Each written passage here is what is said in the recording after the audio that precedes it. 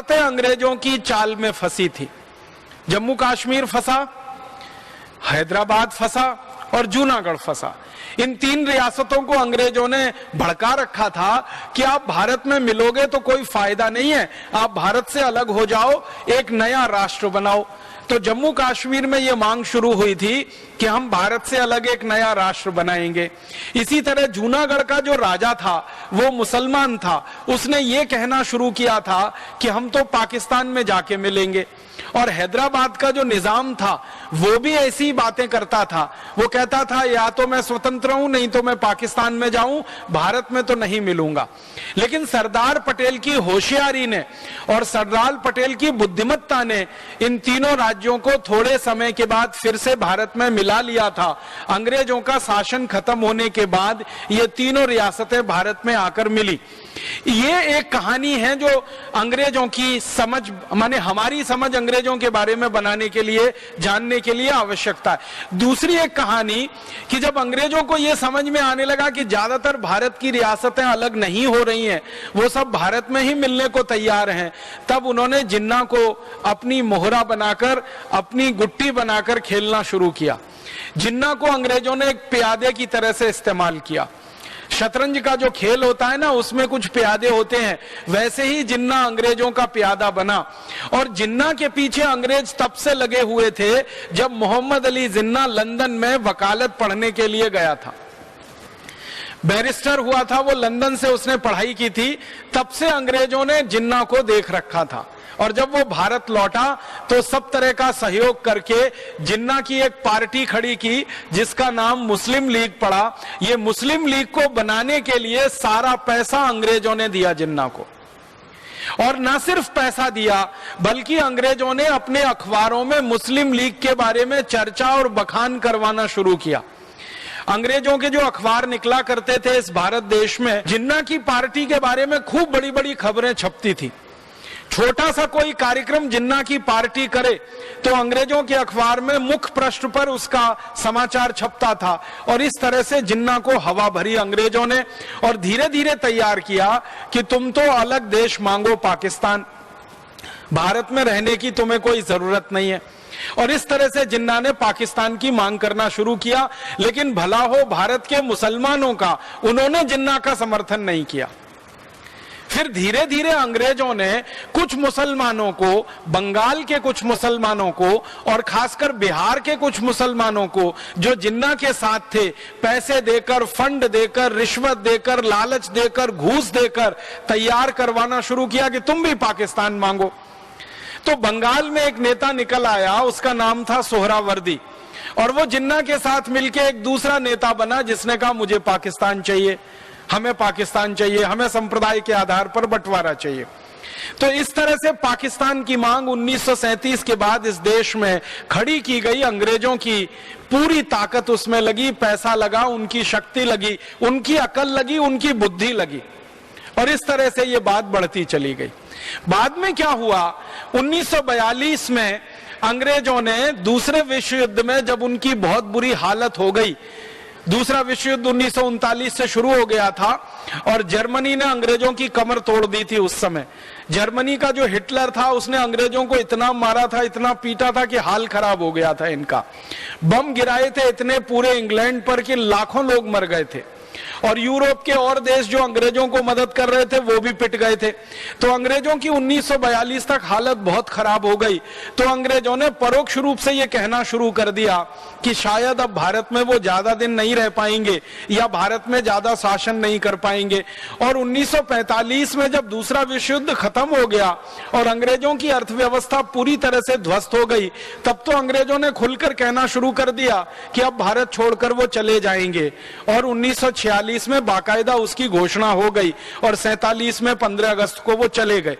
लेकिन जब 42 से अंग्रेजों का ये मन बन गया कि उनको भारत से चले जाना है, छोड़ देना है, तो उन्होंने भारत के नेताओं से बिना बताए हुए ट्रांसफर ऑफ पावर की बात करना शुरू किया। और उन नेताओं में बहुत महत्वपूर्ण उनके लिए जिन्ना था। और जिन्ना को फिर से उन्होंने यही बात समझाना कि अलग पाकिस्तान ले लो, अलग देश ले लो, तुम प्रधानमंत्री हो जाओगे, तुम ऐसे हो जाओगे, और ये सब चलना हो गया और आगे ये बढ़ता चला गया।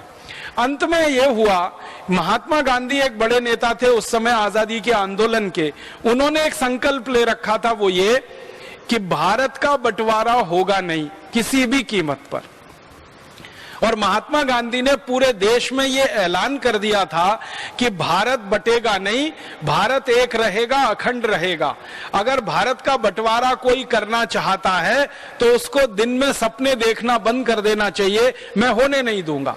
और एक दिन तो इतनी कठोर बात कही उन्होंने कि भारत का बंटवारा बाद में होगा, पहले मैं मरूंगा और मेरी लाश पे भारत का बंटवारा होगा। तो गांधी जी ने यह ऐलान कर रखा था। और आपको शायद मालूम है ये बात कि भारत के करोड़ों नागरिक गांधी जी के साथ थे। तो करोड़ों लोग भी गांधी जी के संकल्प के साथ थे, हिंदू हो मुसलमान हो, सब लोग गांधी जी के साथ कहते थे कि हमें भी भारत का बंटवारा नहीं कराना है।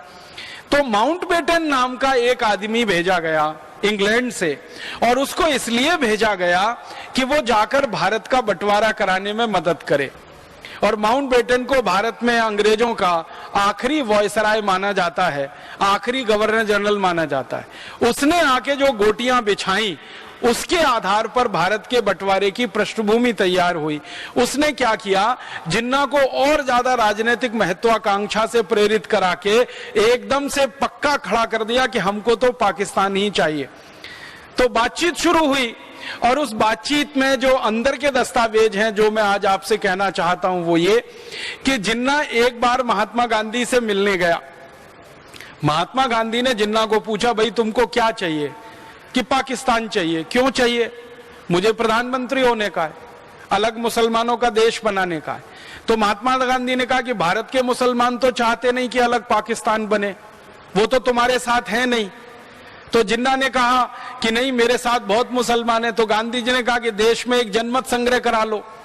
तो जिन्ना उस बात से पीछे हट गया। फिर गांधी जी ने बड़े प्रेम से समझाते हुए कहा कि तुमको प्रधानमंत्री ही होना है ना, तो भारत के हो जाओ, इसमें क्या बुराई है, लेकिन देश तो एक रहे, देश तो नहीं टूटे।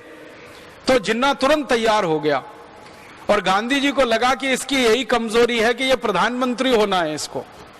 अब जिन्ना ने जब ये मान लिया कि मैं प्रधानमंत्री हो जाऊं, तो उसने कहा फिर भारत नहीं बंटवारा मुझे करना, फिर भारत को नहीं तोड़ना, माने प्रधानमंत्री पद चाहिए। अब जिन्ना के सामने जो व्यक्ति थे प्रधानमंत्री पद के उम्मीदवार, वो थे पंडित जवाहरलाल नेहरू।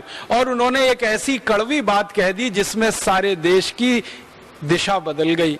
मैंने आपसे कहा था, बहुत ध्यान से इस बात को सुनिएगा, कि थोड़े से किसी क्षण विशेष पर हम एक मामूली सी भूल करते हैं और वो देश के लिए पूरा इतिहास बदल देती है।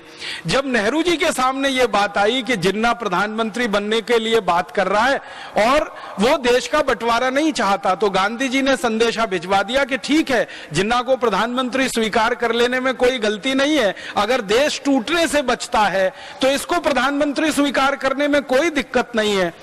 नेहरू जी ने एक बहुत कड़वा वाक्य कहा।